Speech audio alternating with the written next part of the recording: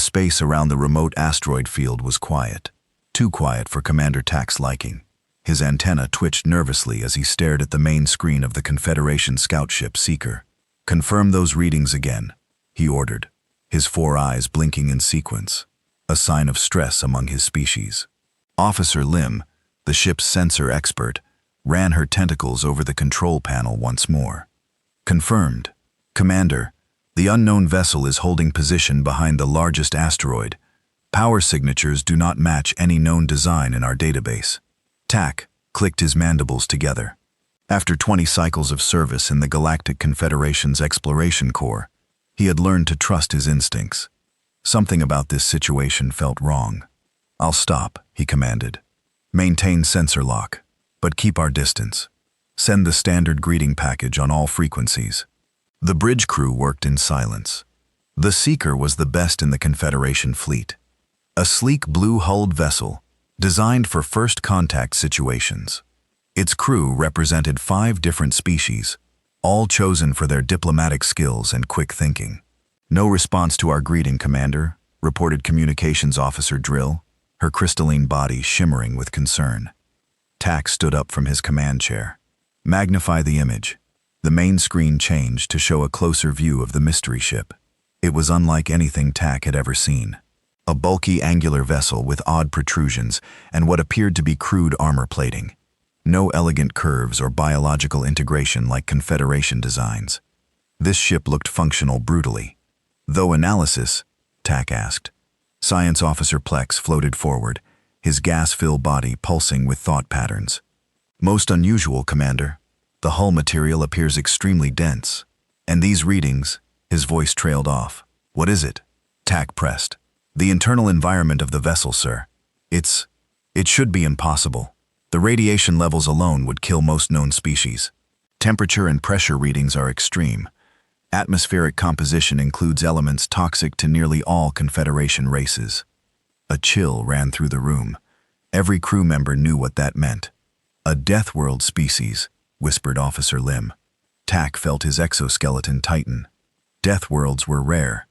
Planets with conditions so harsh that evolution took a brutal, efficient path. Species from such worlds were dangerous, unpredictable.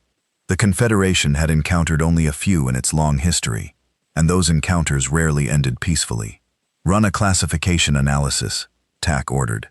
Plex worked quickly, his gaseous form swirling faster with agitation. "Commander, the reading suggests Class 15. A stunned silence fell over the bridge. Class 15, the highest designation in the Confederation threat scale. A world so deadly that most scientists believed intelligent life could not evolve there. "There must be an error," Tak said firmly. "Recalibrate and scan again." "Sir," interrupted Officer Drill, "the vessel is hailing us." Tak straightened his uniform. First contact procedures were clear. Despite his concerns, the Confederation valued peaceful interaction above all else. "On screen," he ordered. The screen remained blank, but a voice came through, speaking perfect galactic standard.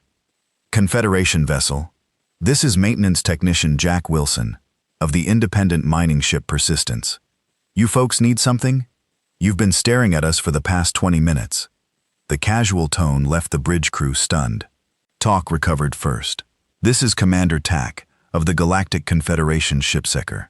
We detected your vessel and attempted standard greeting protocols." A laugh came through the speakers. "Oh, those beeps and whistles. Sorry about that. Our Kamami system filters out most non-human frequencies as noise.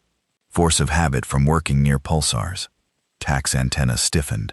"Non-human. You identify as human." "Last time I checked," the voice replied. "Look, we're in the middle of some routine maintenance. If you're not here to claim salvage rights on this asteroid field, we're all good, right?" Science Officer Plex floated closer to Tuck. "Commander, humans are not registered in the Confederation database. This could be a first contact situation." Tuck nodded. "Mr. Wilson, we would like to request permission to send a diplomatic party to your vessel." There was a pause before the human responded. Sure, though I should warn you. We're running. Earth normal conditions in here. Might be uncomfortable for you folks. Earth normal." Tak made a mental note of the likely homeworld designation. "We will bring appropriate environmental gear," Tak assured him. Prepare to receive our shuttle in 1 standard hour. The boarding party consisted of TAC, Science Officer Plex, and Security Chief Mora, a reptilian with thick scales that offered better protection against harsh conditions. All three wore the most advanced environmental suits the Seeker could provide. As they approached in the shuttle, they got their first close look at the human vessel. It was even more primitive looking up close, covered in patches with visible welding seams and what appeared to be manual repair work. Their technology seems rudimentary, observed Mora. Yet they've achieved space travel and can communicate in our language, countered Tuck. Never underestimate an unknown species. The shuttle docked with a clumsy thud against the human ship's airlock. After cycling through decontamination protocols, the inner door opened. The first sensation that hit them was the gravity, crushing and immediate. Tack felt his legs strain against the force, despite his suit's compensators. The next was the heat, uncomfortable even through their protection. And there, standing casually in the airlock without any environmental gear, was a human.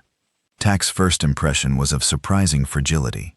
The creature was bipedal, with no protective exoskeleton, no obvious defensive capabilities. It had patches of fur on parts of its head, but otherwise seemed terribly exposed. Only 2 eyes, no visible antenna or sensory organs. How could such a being survive on a Class 15 world? "Welcome aboard," said the human, extending one of its upper limbs. "I'm Jack. Sorry about the mess. Wasn't expecting company." Tack stared at the offered limb, uncertain of the protocol. Jack lowered his hand. "Right. Different customs. But come on in. I've cleared some space in the common area." He turned and walked away, clearly expecting them to follow. The Confederation team moved awkwardly in the heavy gravity, their suits whirring with the effort of keeping them mobile. The interior of the ship was a shock. Tools floated in secured nets, panels were open, exposing circuitry, and containers of what Plex's scanner identified as highly corrosive chemicals sat casually on workbenches. The air which Jack breathed freely would have dissolved Tack's respiratory system in seconds. They reached a small room with mismatched furniture. Jack gestured toward some reinforced chairs. "Have a seat if you'd like. Can I get you anything? Coffee? Water?" He paused. "Though I guess you're good in those suits, huh?" "Thank you, but we are adequately prepared," Tack replied formally. "Mr. Wilson, may I ask how long humans have been traveling in this sector?" Jack shrugged, a rolling motion of his upper body that the translator couldn't quite interpret. "Me personally, about 3 years. Humanity in general. We've been poking around the stars for about 50 years now." Plex's gas body swirled in surprise. 50 years? Without contacting the Confederation? Jack smiled. "No offense, but your Confederation seems like a lot of paperwork and politics. We humans tend to prefer just doing our own thing." "And what thing is that?" asked Mora, the security chief's hand resting near her weapon. "Whatever needs doing," Jack replied simply. "Mining, exploration, science. This particular rock has some rare minerals we use for engine parts." Tack noticed something odd about the room. On the wall hung what appeared to be images of landscapes, but landscapes no sane being would consider hospitable. Boiling seas of lava, ice plains whipped by toxic storms, jagged mountains under radiation-blasted skies. "Are these artistic representations?" Tack asked, pointing to the images. Jack glanced at them. "Nah, just some vacation photos. That's Yellowstone. That's Antarctica during a nice winter day. And that's just outside Dubai during summer." He smiled with what appeared to be fond memories. "Nothing like hiking through Death Valley to clear your head." You know, the Confederation team exchanged glances through their faceplates. These vacation destinations would kill most known sentient beings within minutes. And suddenly, Tack understood why the humans showed no fear, no concern about their presence. To a species that evolved on a Class 15 death world, very little in the galaxy would seem truly threatening. The implications were both fascinating and terrifying. Director Noir paced the length of the Confederation Council chamber, her slender form casting a long shadow across the polished floor. The emergency session had been called within hours of receiving Commander Tack's report, and now all 12 members of the High Council sat in uncomfortable silence. "Play the recording again," she ordered, her voice sharp with tension. The holographic display in the center of the circular chamber flickered to life. Commander Tak's image appeared, his exoskeleton visibly stressed even through the environmental suit. "High Council, my team has confirmed our initial findings." Tak's recorded voice reported. "The humans originate from a planet they call Earth, a world with conditions that would be lethal to 98% of Confederation species. Gravity at 9.8 units, oxygen levels that would cause toxic reactions in most lungs, radiation from their sun that would damage genetic material of unprotected beings, and temperature swings of over 150 standard units across their planet's surface." The council members shifted uneasily in their seats. "Most concerning," Tak continued, "is the casual manner in which these humans approach what we would consider extreme danger. During our visit to their ship, the human Jack Wilson handled bare-handed what our sensors identified as acids, strong enough to dissolve metal. When asked about it, he simply showed us what he called minor chemical burns on his outer tissue, injuries that would be life-threatening to most of us." Director No paused the recording. "This cannot be overstated. Council members, we are potentially dealing with a Class 15 Deathworld species that has been traveling our space undetected for decades." Councillor Vrim, whose crystalline body sparkled under the chamber lights, spoke first. "How is this possible? Our survey ships would have located their homeworld." "According to the human," Nor replied, "Earth was charted by our ancestors over 500 years ago and classified as uninhabitable. No follow-up surveys were ever conducted because the initial readings suggested no chance of intelligent life evolving there." A murmur ran through the chamber. The oldest council member, Zoe, leaned forward on his hover platform. His species was ancient, with memories dating back thousands of years. "I recall the designation," Zoe said slowly. "System 47329B. The survey team reported extreme conditions, crushing gravity, violent weather patterns, unstable tectonics, aggressive predators, and high background radiation. They recommended a permanent quarantine, which was clearly ineffective," noted Councillor Fast, tapping her claws nervously on the table. Director Nor nodded grimly. "The humans have not only survived their world, they've mastered space travel with what appears to be relatively primitive technology. The implications are concerning." The chamber fell silent as the council members contemplated what this meant. Most intelligent species in the Confederation had evolved on gentle worlds, stable environments that allowed for the development of philosophy, art, and science without the constant pressure of survival. The few Deathworld species they had encountered were primitive, aggressive, and usually self-destructed before achieving space travel. But humans had done the impossible, and they had been watching the Confederation unnoticed for years. "We must establish formal diplomatic contact immediately," said Councillor Vrim, "before they perceive our lack of awareness as weakness." Director Noir nodded. "I've already selected Diplomat Mara for this mission. Her species is among our most adaptable, and she has experience with unusual first contact scenarios." "Diplomatic measures are prudent," agreed Zoe, "but we must also prepare for less favorable outcomes.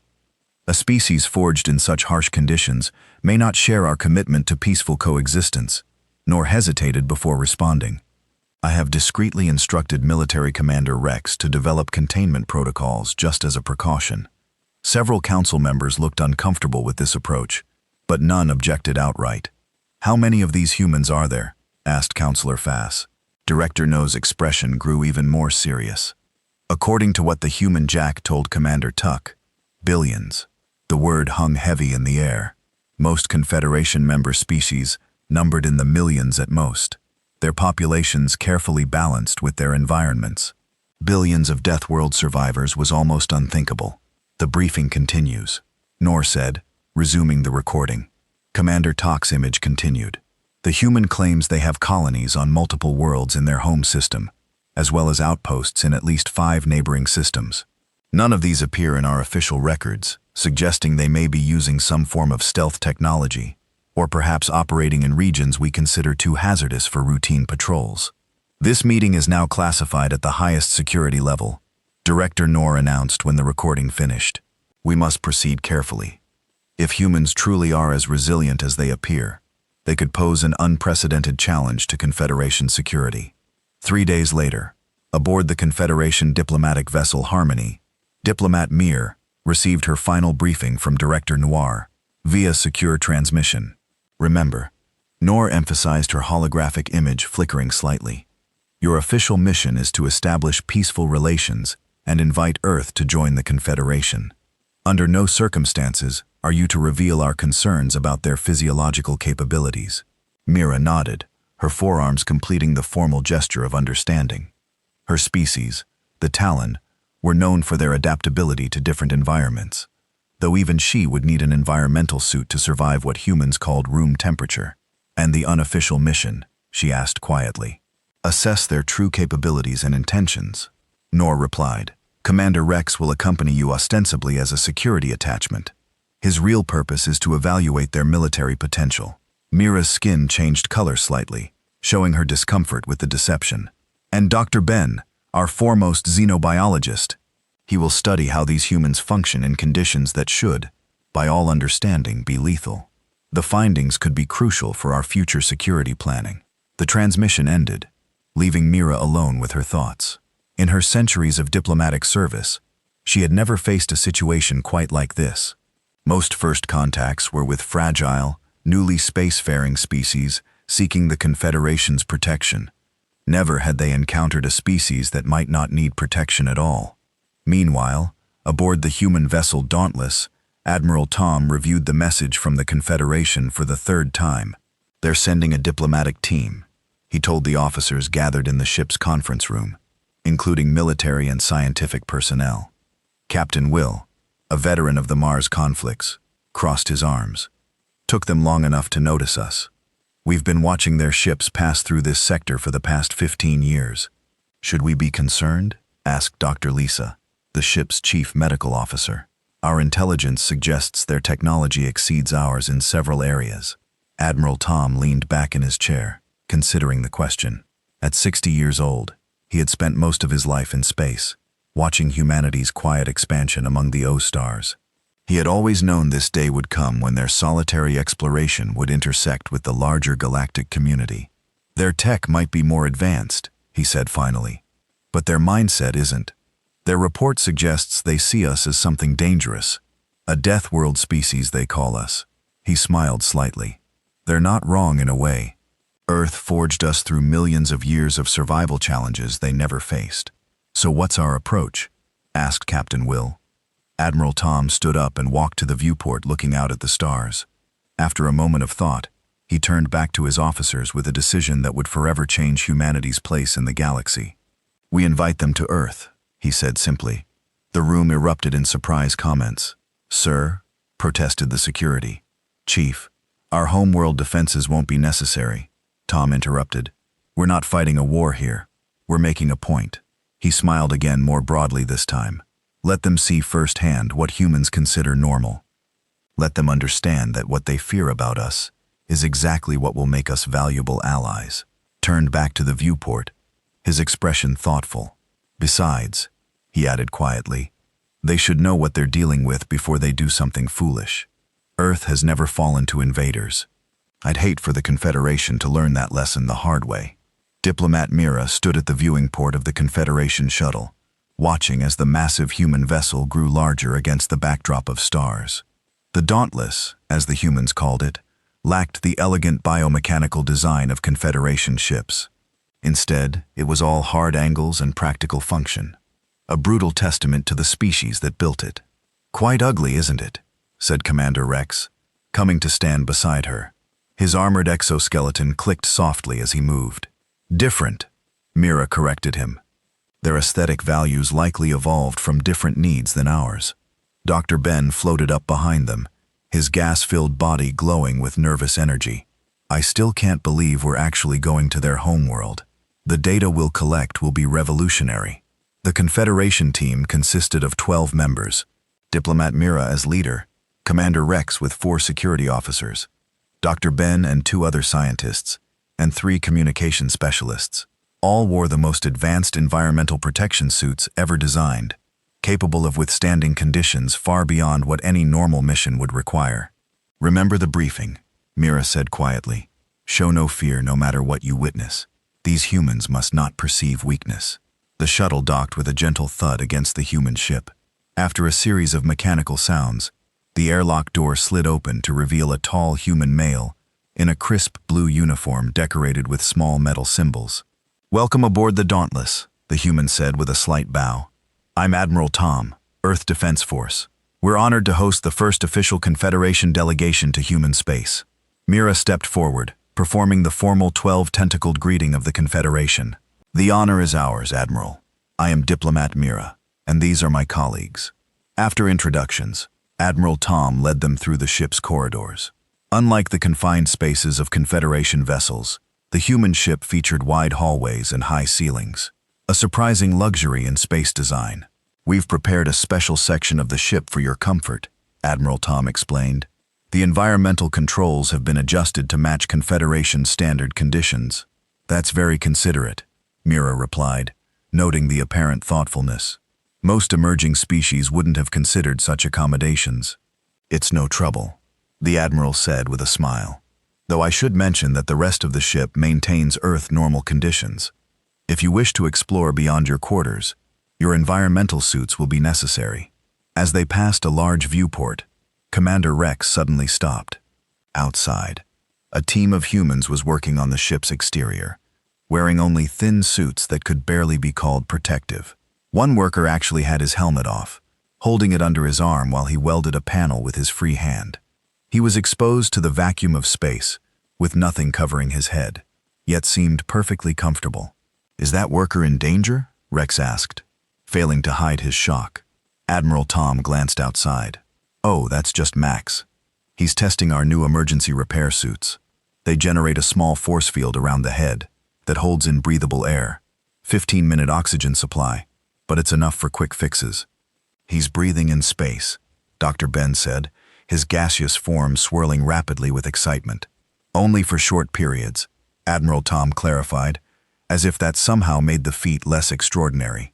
"We're still working out some issues with radiation protection, so we don't recommend longer exposures yet." The Confederation team exchanged glances through their helmet visors. What the humans considered a technical limitation would be a revolutionary advancement for most species. The journey to Earth would take 4 days at standard speed. On the second day, Mira requested a tour of the ship's facilities. Admiral Tom agreed readily, assigning Captain Will as their guide. "This is our recreation level," Captain Will explained as they entered a large open area. Various humans were engaged in different activities, some lifting heavy weights, others sparring in designated circles, and a few swimming in a pool of clear liquid. "Is that water?" asked Dr. Ben, floating closer to the pool. "Pure H2O. "Yes," Captain Will confirmed. "Why do you ask?" Dr. Ben's body pulsed with concern. "But water is highly corrosive to most carbon-based life. How can they immerse themselves in it?" Captain Will laughed. "Our bodies are mostly water. It's essential for our survival." The revelation sent ripples of discomfort through the Confederation team, a species that not only survived exposure to a universal solvent, but was actually composed of it. The implications were disturbing. As they continued the tour, they passed what Captain Will called the emergency training room.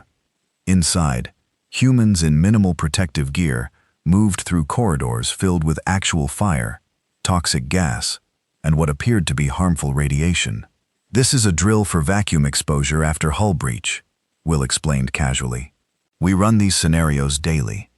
These conditions would kill most species instantly," Commander Rex observed, unable to hide his military assessment. "That's kind of the point of training," Will replied with a shrug. "If it can't kill you, you're not learning anything useful." The captain's words hung in the air, a chilling reminder of how differently humans viewed danger. On the third day, disaster struck. The ship encountered a stellar storm, a massive wave of radiation and charged particles that hit without warning. Alarms blared throughout the vessel, and the Confederation delegates were quickly ushered to a secure room. "Will the ship's shields hold?" Mira asked anxiously, as they huddled in the protected chamber. Before anyone could answer, the ship's lighting flickered, then stabilized. The translator in Mira's suit struggled to keep up with the rapid communications between crew members outside. "Shield Generator 3 is down," came a human voice over the intercom. "Engineering teams to Dexy." radiation levels rising in sectors 4 through 7. Commander Rex activated his suit sensors.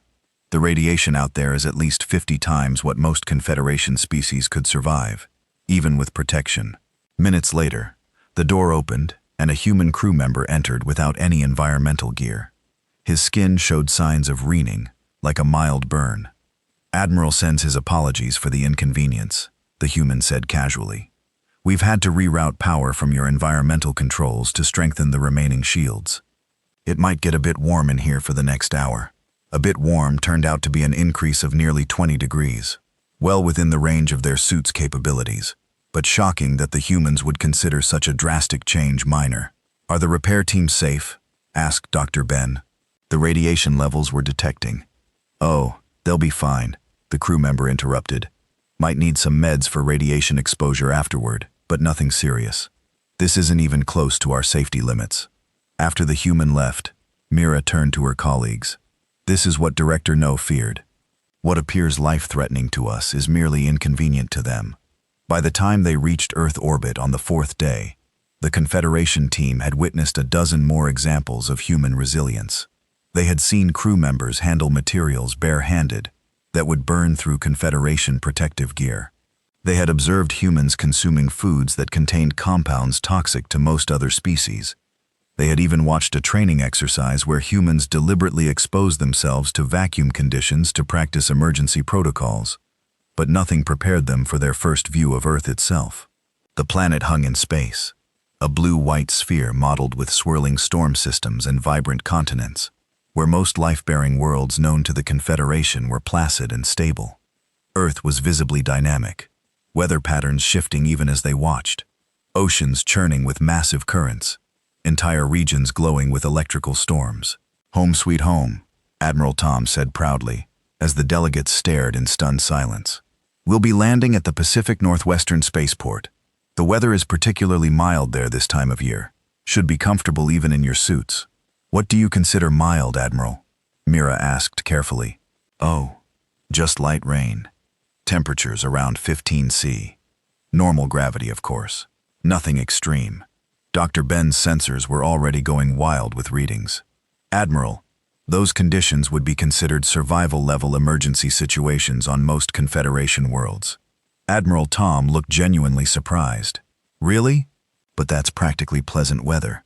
He paused, seeming to reconsider something. "Perhaps we should arrange a more controlled environment for your first visit to the surface. We have biodomes that can be adjusted to your needs." "That would be appreciated," Mira said quickly before any of her team could object.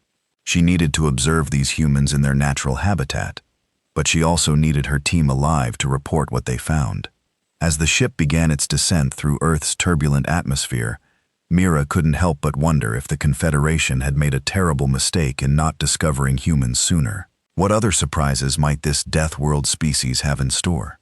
For the first time in her long diplomatic career, she felt genuine fear about what lay ahead. The Confederation shuttle descended through Earth's atmosphere with a constant vibration that set the delegates' nerves on edge.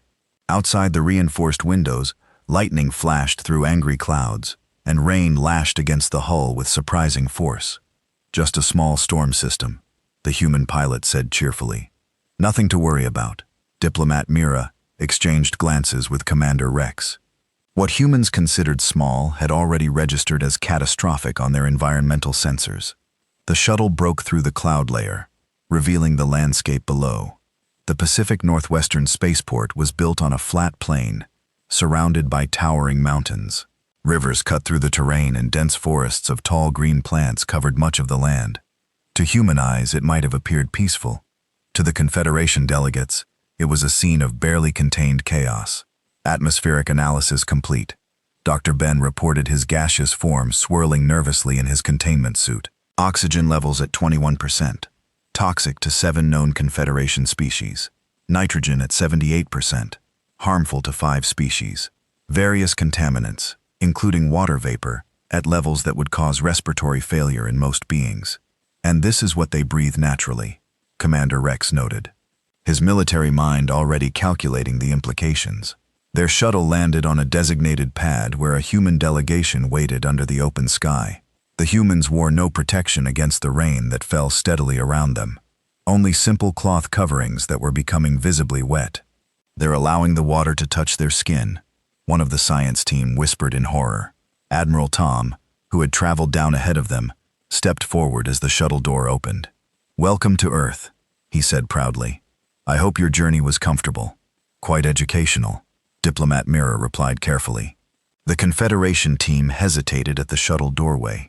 Their sensors showed conditions outside that would require the highest level of their environmental protection. Cautiously, they activated their suits' force field enhancements and stepped onto Earth's surface. Even through the technology designed to mitigate alien environments, they could feel the crushing pull of Earth's gravity. It was significantly stronger than anything they had evolved to withstand, making each step an effort. "We've prepared the Environmental Adaptation Center for your comfort," said a female human who introduced herself as Dr. Emma, Earth's leading xenobiologist. "You'll be able to observe our world while remaining in safer conditions." The center turned out to be a massive transparent dome filled with adjustable environments. Once inside, the delegates were led to a section where the conditions had been altered to match Confederation standards: lower gravity, filtered air, and comfortable temperature ranges. "You can remove your suits here if you wish," Dr. Emma suggested, though many visitors prefer to keep them on for their first Earth visit. Commander Rex kept his suit sealed, but Diplomat Mira decided to extend a diplomatic gesture by removing her helmet. The air tasted strange but tolerable, processed to remove the more harmful elements.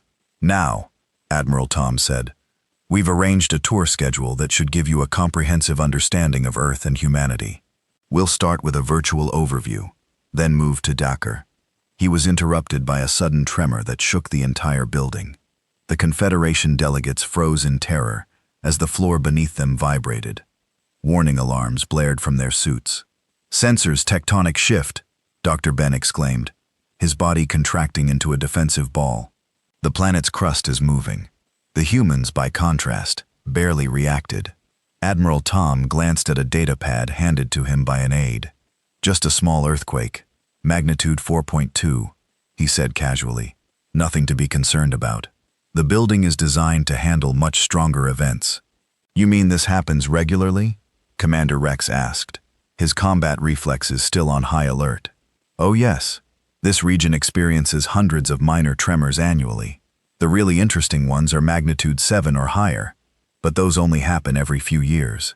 The delegates stared at him in disbelief. On their worlds, any planetary instability would trigger immediate evacuation protocols. Dr. Emma, noticing their distress, tried to reassure them. "Perhaps we should continue with the presentation. We can explain how Earth's geological activity actually benefits life here." The meeting moved to a conference room, where humans served food and drinks, all safely processed for Confederation consumption. As Admiral Tom began his presentation on Earth's history, another tremor struck, stronger than the first. Glasses tipped over, spilling liquid across the table. A decorative plant fell from a shelf, its container breaking on the floor. The humans simply steadied their own items, wiped up spills, and continued their conversations without pause. "Please excuse the interruption," Admiral Tom said, picking up the fallen plant. "As I was saying, humans evolved on Earth over millions of years, adapting to its constantly changing conditions." Diplomat Mira could barely focus on his words. Her species prized stability above all things. Their homeworld hadn't experienced significant geological activity in 10,000 years. Yet these humans lived on a planet that shook itself apart regularly and considered it normal. During the lunch break, Dr. Ben approached Dr. Emma with questions that had been troubling him since their arrival. "I've been analyzing your biological readings," he said, his translator struggling to convey scientific terms. "Your cellular structure is unlike anything in our database. Your bodies appear to actually strengthen under stress conditions." Dr. Emma nodded. "That's correct. Human physiology operates on a principle of adaptive response. Our muscles grow stronger when damaged by exercise. Our immune systems become more effective after fighting pathogens. Even our bones increase density when subjected to gravity stress. You get stronger from damage." Dr. Ben's gas body pulsed with surprise. "Within limits. Yes, we call it hormesis, the principle that moderate stress improves biological function." She smiled. It's why we have sayings like, "What doesn't kill you makes you stronger." Dr. Ben recorded everything, his scientific mind racing with implications. A species that improved through struggle would have a fundamentally different psychology than Confederation members, who evolved to avoid stress whenever possible. That evening, the human hosts organized what they called a state dinner to honor the Confederation delegation. The event was held in a grand hall with views of a mountain range, peaks so tall they contained multiple climate zones in a single formation. As the delegates tried to focus on diplomatic niceties, a sound like rolling thunder filled the room. The floor began to shake violently, causing decorations to fall and lights to flicker. "Earthquake," someone shouted, "magnitude 6.8. The Confederation team immediately activated emergency protocols, their suits enhancing to maximum protection. They watched in shock as the humans calmly moved to secure loose objects, guided guests away from windows, and continued their conversations under swaying light fixtures. Admiral Tom actually laughed as he caught a falling glass. "Perfect timing," he said to Diplomat Mira. "You get to experience a proper Pacific Northwest welcome. You're not evacuating?" she asked incredulously. "For this? No need. The building is rated for magnitude 9.2 events." He gestured to the structure around them. "These support columns can flex up to 30 degrees without failing. The foundation is anchored 200 meters into bedrock." The shaking continued for nearly a minute, before gradually subsiding. When it ended, the humans simply straightened the furniture, picked up fallen items, and resumed the dinner as if nothing significant had happened. Diplomat Mira watched in stunned silence as Admiral Tom clinked a spoon against his glass to get attention. "Ladies, gentlemen, and honored delegates," he announced, "please forgive nature's interruption. As I was about to say before our little geological event, we welcome the Confederation to Earth and look forward to a relationship that recognizes our different evolutionary paths as strengths rather than barriers." Commander Rex leaned close to Mira. "Now I understand Director No's concerns," he whispered. "A species that considers planetary upheaval a minor inconvenience would be unstoppable in combat." Dr. Ben joined them, his sensors still recording everything. "It's not just their physical resilience," he added. "I've been analyzing their neural responses. When exposed to conditions we find terrifying, their brains show patterns consistent with excitement. For humans, danger appears to be stimulating rather than frightening." As the dinner continued, Mira observed the humans more carefully. They laughed, argued, and formed connections easily, even with beings utterly unlike themselves. Their comfort with chaos extended beyond the physical realm. They seemed to thrive on the unpredictable. By the end of the night, she had reached a conclusion that would change the Confederation forever. Humans didn't just survive on their death world, they loved it. And that made them either the most valuable allies or the most dangerous enemies the galaxy had ever known. Director No stood motionless as the holographic presentation ended. The Confederation Council chamber had never been so quiet. For nearly 2 hours, they had watched the reports from Earth, and now 24 eyes, tentacles, sensory organs, and various alien appendages turned toward her waiting for guidance. "The evidence is clear," Council Member Zoe said, finally breaking the silence. "These humans are more dangerous than we initially feared." The reports from Diplomat Mira, Commander Rex, and Dr. Ben painted a disturbing picture. Humans not only survived conditions that would kill most Confederation species instantly, they deliberately sought out such dangers for what they called recreation. Their bodies actually grew stronger when damaged. Their technology, while less advanced in some areas, was built to withstand forces that would destroy Confederation equipment. "I propose immediate containment protocols," said Council Member Foss, her claws clicking nervously on the table. "We must establish a defensive perimeter around their territory before they expand further." Several council members nodded in agreement, but Councillor Vrim raised a crystalline limb in objection. "The reports also indicate humans have shown no aggression toward our delegation. They have been open, even welcoming." "A tactical decision, perhaps," countered Commander Dax, who had joined the meeting as military advisor. "If I commanded a species with their capabilities, I would want potential adversaries to underestimate me as well." Director No finally spoke. "The Confederation has existed for 12,000 years. In that time, We have encountered 17 Deathworld species. 15 destroyed themselves before achieving space travel. The other 2 became violent expansionists that we were forced to contain. Her voice grew quieter. But humans are different. They've achieved space travel without self-destruction and expanded without conquest. That we know of, Commander Dax interjected. Indeed, Nor acknowledged. Which is why I've authorized Admiral Tom's invitation for the Confederation leadership to witness what he calls a demonstration of human capabilities. Murmurs of concern rippled through the chamber. What kind of demonstration? Asked Zoe cautiously. A simulated emergency on their lunar colony, Nor explained. Admiral Tom claims it will help us understand humanity's potential value to the Confederation. It could also be a trap, Commander Dax warned. Nor's expression hardened. Which is why only I will attend along with a small security team. The rest of the council will observe via secure transmission. Despite numerous objections, the decision was made. 3 days later, Director No's personal vessel approached Earth's moon, a barren, airless satellite that humans had somehow transformed into a habitable outpost. The lunar base Armstrong was a sprawling complex of domes and underground facilities. Through the viewport of the landing bay, Director Noir could see the harsh lunar landscape, cratered, dusty, and bathed in unfiltered solar radiation. No atmosphere, extreme temperature swings, and constant bombardment by micrometeors. Yet humans had lived here continuously for over 40 years. Admiral Tom greeted her as she disembarked. Director, thank you for coming. The demonstration is prepared. If you and your team will follow me to the observation room, we can begin. The observation room overlooked a large dome that contained what appeared to be a miniature Earth environment. Plants, water, and structures. Admiral Tom explained the scenario as they took their seats.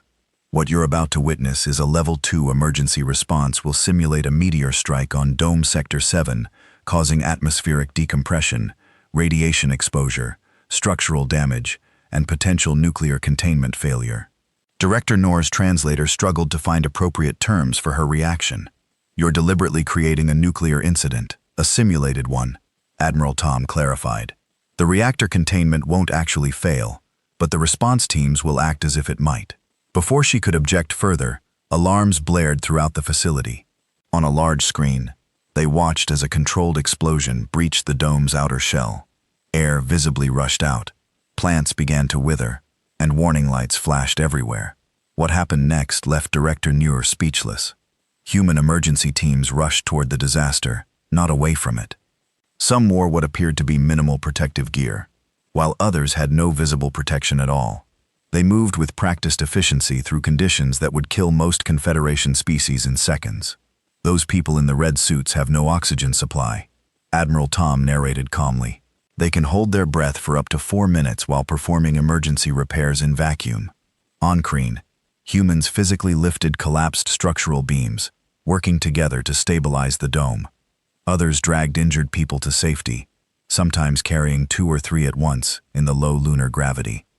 The team entering the reactor chamber will absorb approximately 50 times the radiation a Confederation being could survive, Admiral Tom continued.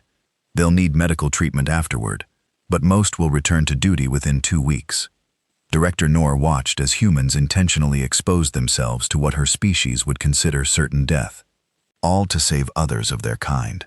It defied every prediction the Confederation had made about Deathworld psychology. I don't understand, she admitted finally. Our models suggest Deathworld species should prioritize individual survival above all else. Yet these humans are deliberately risking death. Admiral Tom smiled slightly. That's because your models are based on a fundamental misunderstanding. We don't just survive on our Deathworld, we are shaped by it. Earth taught humanity a crucial lesson. Together, we are stronger than alone. As the demonstration concluded, Admiral Tom led Director Noir to a secure conference room. There, he revealed information that changed everything. Director, humanity has encountered 3 other species from what you call Deathworlds, he said, activating a holographic display. Images appeared of alien beings with tough exoskeletons, powerful limbs, and formidable natural weapons.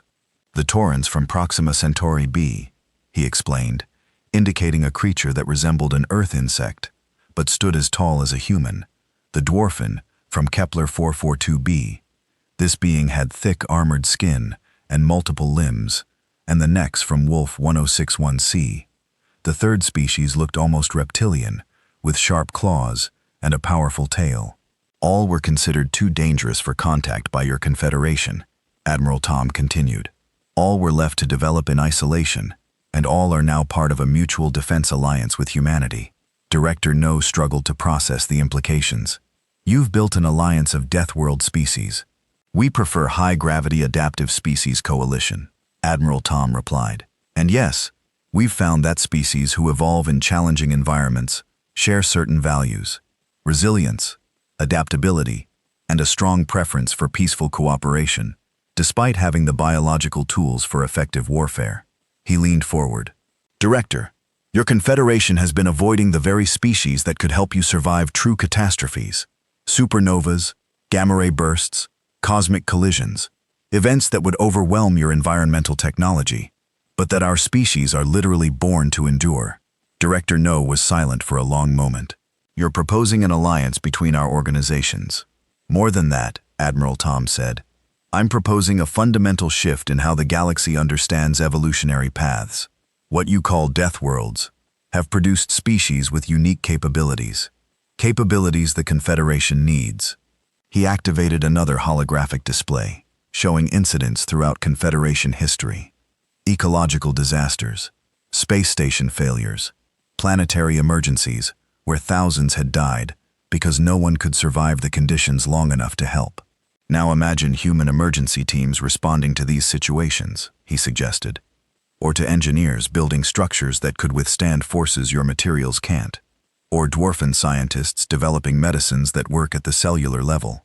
Your species can't even approach safely. As the conversation continued into the lunar night, Director Noir's perspective began to shift. The humans weren't a threat to be contained. They were protectors, who could reach places in the universe no other advanced species could survive. 1 month later, the Galactic Confederation signed the first formal treaty with the High-Gravity Adaptive Species Coalition. Under its terms, human emergency response teams would be stationed throughout Confederation space, ready to respond to disasters no other species could survive. In return, the Confederation would share its advanced technology and open trade relations with all coalition worlds. Both organizations would remain independent, but allied, each recognizing the unique evolutionary advantages the other brought to the galaxy. As Director Noir watched the human delegation celebrate the treaty signing by opening bottles of what they called champagne, a liquid that contained enough alcohol to be used as industrial solvent on some Confederation worlds, she reflected on how thoroughly her assumptions had been challenged. The galaxy's most dangerous species had turned out to be its greatest protectors, and the Confederation, for all its advancement, had been humbled by beings from a world it had once dismissed as too hostile for intelligent life. The universe, it seemed, had a sense of irony after all.